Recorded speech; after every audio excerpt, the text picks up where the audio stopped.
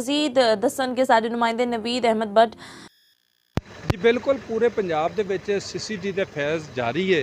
अलीपुर चट्ठा की गुज़श्ता रोज़ जिहड़ा बदनामे ज़माना आमर उर्फ आमरू नूं गिरफ्तार करके ते वाज़िया पैगाम दिता CCD दे महकमे ने कि अलीपुर चट्ठा च ना तो मनशियात फरोशी का कोई कारोबार चलन देंगे तो ना ही किसी की बदमाशी चलन देंगे।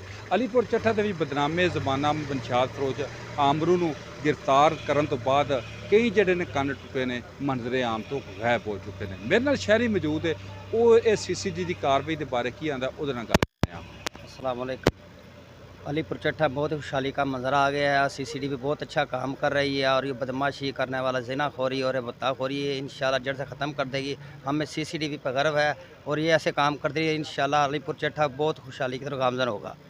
ये इन्हों का आखना सी कि एक जी है CCD क्राइम जो जहनी तौर पर क्रिमिनल लोग ने उन्होंने वास्ते एक दहशत की अलामत है। असी उम्मीद करने कि CCD इस तरह अपन तमाम सलाहियत बरोएकार ला के मनशियात फरोश और इस तरह क्रिमिनल सोच रखने वाले बंदे उन्हों का किला कमा करने वास्ते कलीदी किरदार अदा करे थी जी।